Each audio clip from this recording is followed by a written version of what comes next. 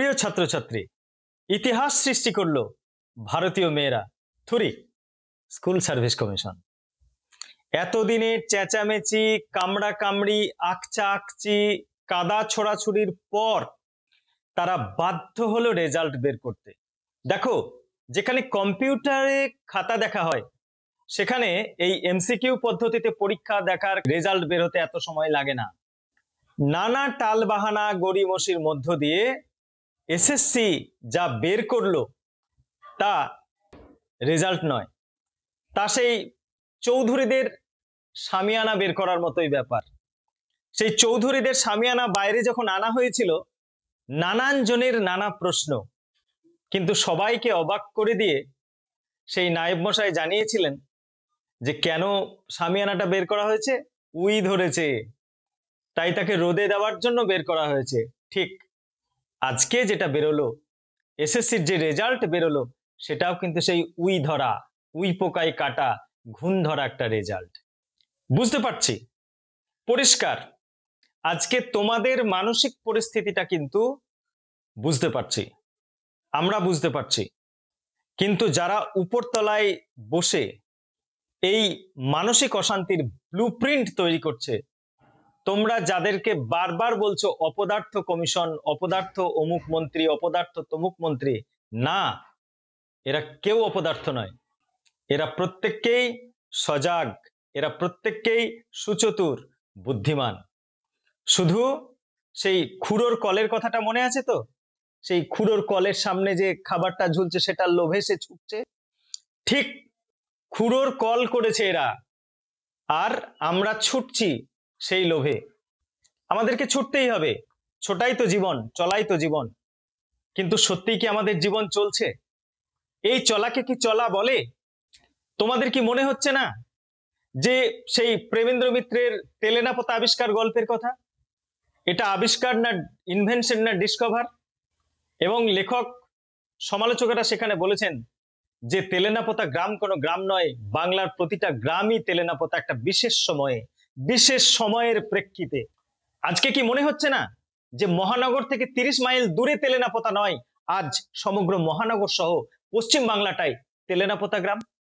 একটু খতিয়ে দেখো, দেখলেই বুঝতে পারবে।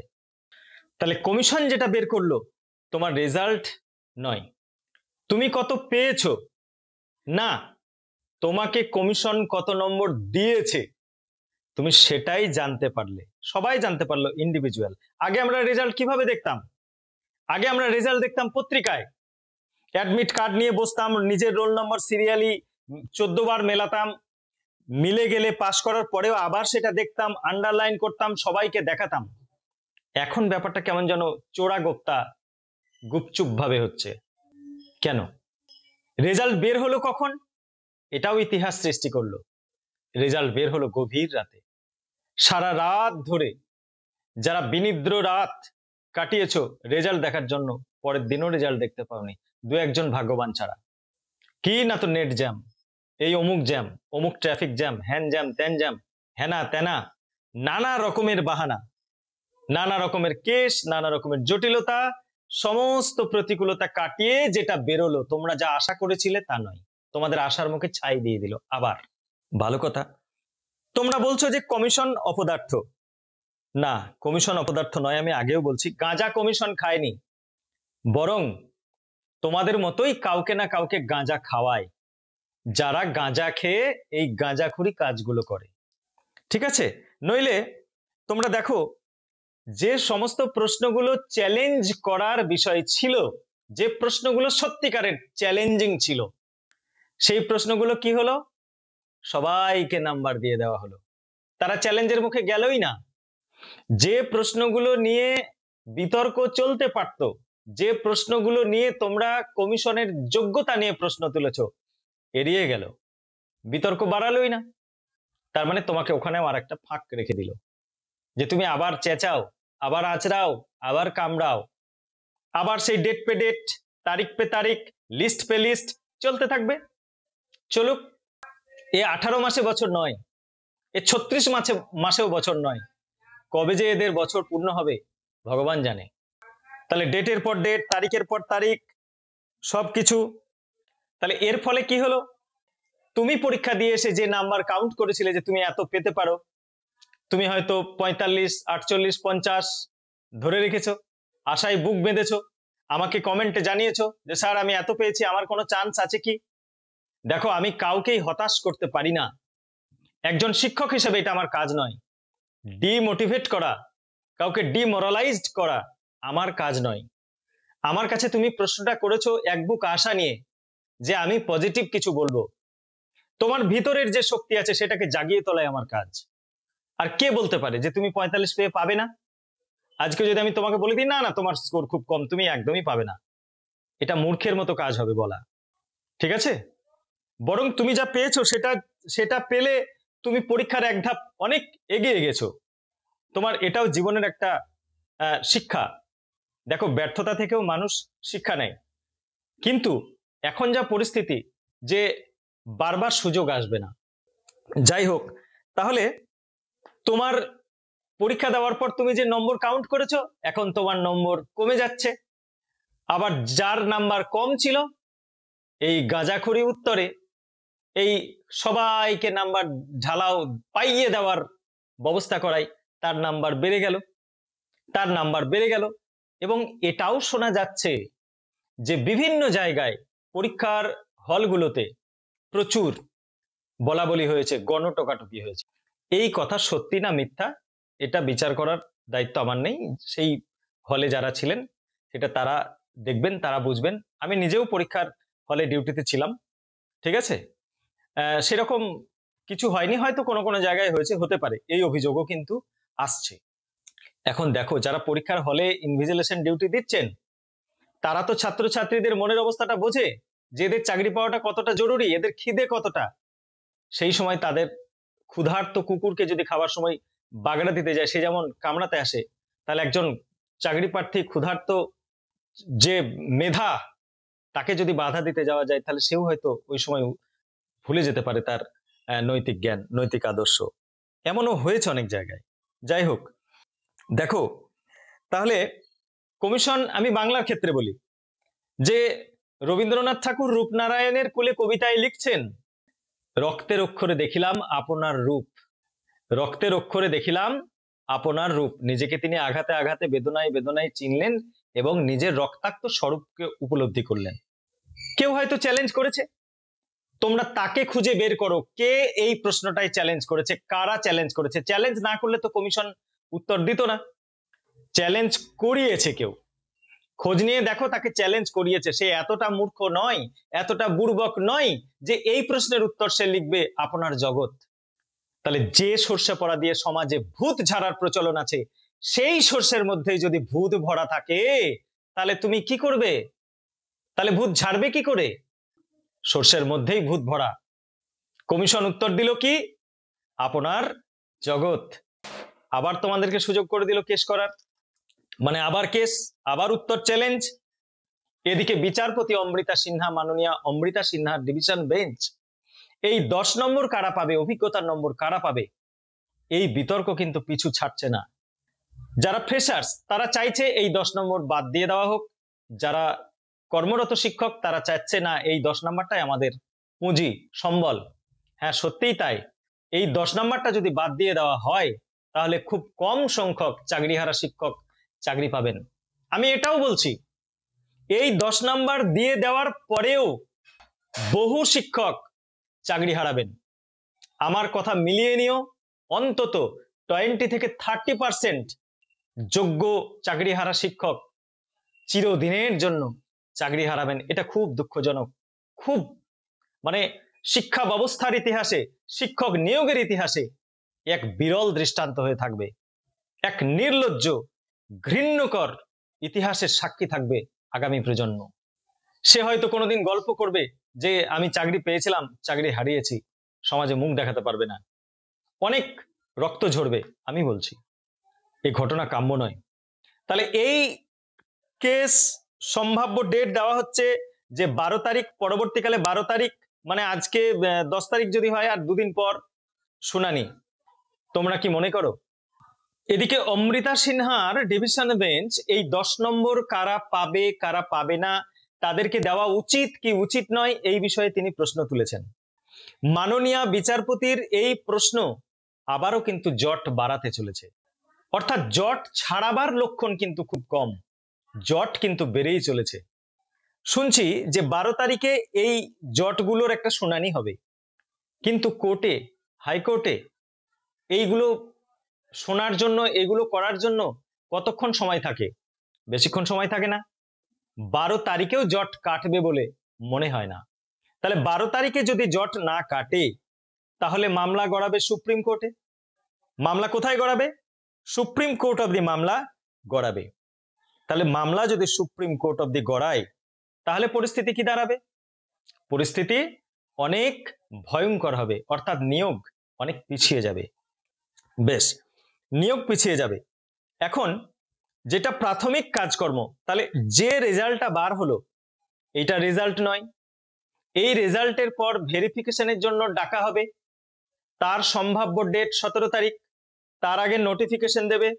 ভেরিফিকেশনের জন্য কি কি ডকুমেন্টস লাগবে, সেই ডকুমেন্টস গুলো ভেরিফিকেশনের পর অনেকেই বাদ যাবে। তাহলে প্রথমে সবাই কিন্তু ভেরিফিকেশনে ডাক পাচ্ছে না।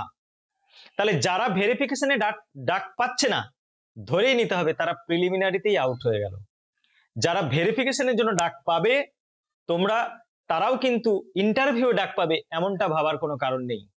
এই ভেরিফিকেশনের সময় যদি তোমার তথ্য বিভ্রাট থাকে, তুমি কোনো তথ্য ভুলভাল দাও, তাহলে কিন্তু সেখান থেকেও তুমি বাদ চলে যাবে। অর্থাৎ সবাইকে সুন্দরভাবে ভেরিফাই করার পর 1:6 অনুপাতে তোমাকে ইন্টারভিউয়ের জন্য ডাকা হবে। এবার ইন্টারভিউ ডাকলে তুমি যে সফল হবে তার কোনো গ্যারান্টি নেই। ভালো কথা। এখন প্রশ্ন, এই এত অল্প সময়ে এতগুলো সমস্যার সমাধান কি সম্ভব? যে জট লেগে আছে 2016 সাল থেকে, যা এখনো খুলতে পারেনি, যা এখনো সমস্যার সমাধান করতে পারেনি, তোমরা কি আশা করো যে দুদিনের একটা দুটো শুনানিতে এই জট খুলে যাবে?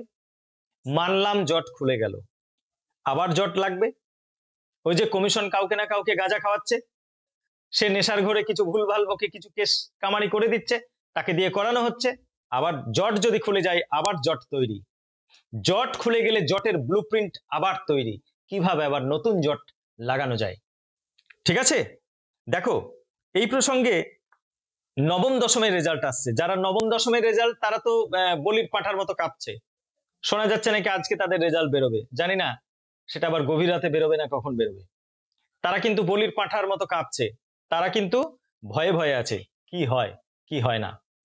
আচ্ছা, 11-12 এর তথ্য যাচাইয়ের কাজ শুরু হবে 17 তারিখে, আমি বলে দিলাম, গলার কাটাই 10 নম্বর। তবে হ্যাঁ, তোমাদের একটা আশার খবর, আমি আগে বলেছি যে আমাদের সময়ে যেটা হতো, গেজেট বের হওয়ার সময় যে পোস্ট দেখানো হতো, ছাত্রছাত্রীরা এমপ্যানেলড হওয়ার পর দেখা যেত যে সেই পোস্ট দ্বিগুণ বেড়ে গেছে, অনেক ক্ষেত্রে 3 গুণ 4 গুণ 5 গুণও বেড়ে গেছে, এমন নজিরও কিন্তু আছে। সুতরাং গেজেটের সময় যে পোস্ট দেওয়া হয়েছিল সেটাই কিন্তু ফাইনাল পোস্ট নয়। আমি বলেছিলাম পোস্ট বাড়বে, মিলে গেল আমার কথাটা। এবং আমি এটাও তোমাদের বলছি, আমি কাট আপ নিয়ে যে ভিডিও দিয়েছি তোমরা মিলিয়ে নিও, আমার কাট আপটাই যথাযথ হবে আশা করছি। অনেকে অনেক বিরূপ মন্তব্য করেছে, অনেকে অনেক প্রশ্ন করেছে যে কিভাবে বলছেন কাট আপটা। হ্যাঁ, আমি অবশ্যই সায়েন্সের কাট আপ বলছি না, আমি আর্টসের সাবজেক্টগুলোর কাট আপ বলছি, এবং বিশেষ করে বাংলা, ইতিহাস, ভূগোল এগুলোর। তবে হ্যাঁ, আবার যা পরিস্থিতি তাতে কাট আপ নিয়ে আরো চিন্তা ভাবনার প্রয়োজন আছে বলে আমি মনে করি, এবং আমি খুব শীঘ্রই যুক্তি দিয়ে একটা কাট আপের ভিডিও অবশ্যই বানাবো, এবং সেই কাট আপ যদি মিলে না যায় তখন তোমরা আমাকে বলো। এইবার একটা কথা পরিষ্কার বলে দিই, সেই আশ্বিনের মাঝামাঝি উঠিল বাজনাবাজি, পূজার সময় এলো কাছে, আমি তার প্যারোডি করে বলছি, 26-এর মাঝামাঝি উঠিবে বাজনাবাজি, ভোটের সময় আসবে কাছে, নির্বাচন ঘোষণা হলে সরকারি নীতি বলে বাকি সব যাবে রসাতলে। বাস যেন তেন প্রকারেণ টেনে নিয়ে যাও টাইমটা 2026-এর বিধানসভা নির্বাচনের আগে অবধি। যেই নির্বাচন কমিশন নির্বাচন ঘোষণা করে দিল, তখন একটাই কথা, ইলেকশন আর্জেন্ট। আর কোনো কথা শুনবে না, ইলেকশন আর্জেন্ট, ভোট আগে। করোনার সময়ে মানুষের সোশ্যাল ডিস্টেন্সের প্রয়োজন ছিল তা নিয়ে কত কড়াকড়ি, স্কুল বন্ধ, পাঠশালা বন্ধ, অমুক বন্ধ, নাট্যশালা বন্ধ, সব শালাই বন্ধ ছিল, শুধু মাতাল শালা খোলা ছিল, ভাটিশালা খোলা ছিল। আর ভোটের জন্য করোনার কোনো ব্যাপার নাই, করোনা ভোটকেও ভয় পায়। হয়েছে পরিস্থিতিগুলো কিন্তু চিন্তা করো। তাহলে সব ফাইল বন্দি থাকবে, তাহলে ডিসেম্বরের মধ্যে নিয়োগ সম্ভব নয়, এটা আমার ব্যক্তিগত মত। কিন্তু ভগবানের কাছে প্রার্থনা করব, খোদা তাআলার কাছে প্রার্থনা করব, ডিসেম্বরের মধ্যেই যেন তোমাদের মুখে হাসি ফোটে।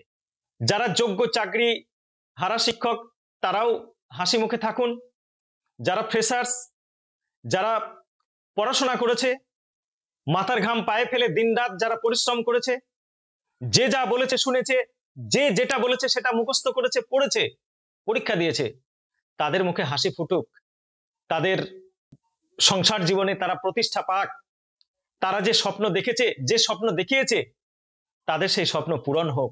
এই বড় বেদনার যদি না হয়, চরমতম বেদনার, চরমতম দুঃখের এটা। এই দুঃখের মানে ভাগ নেওয়ার মানুষ কেউ নেই, এই দুঃখ কাউকে বলে বোঝানো যায় না। যাই হোক, মাঝখানে কোনো অঘটন ঘটে গেলে তৈরি হয়ে যাবে আবার কোনো দুর্নীতির নতুন ব্লুপ্রিন্ট। দেখো, এই ব্লুপ্রিন্ট দুর্নীতির আজকে তৈরি হয়নি, অনেক আগে তৈরি হয়েছে, 2016 সালের আগে। সেখানে বলা হয়েছিল, এসএসসির দাবি যখন তোলা হয়েছিল তখন বলা হয়েছে যে এসএসসি কি দুর্গাপুজো নাকি প্রতি বছর করতে হবে? বাহ, এসএসসি দুর্গাপুজো নয়, প্রতি বছর করা যায় না। তাহলে সেই দুর্গাপুজো নয়, করতে সময় লাগলো 4-5 বছর।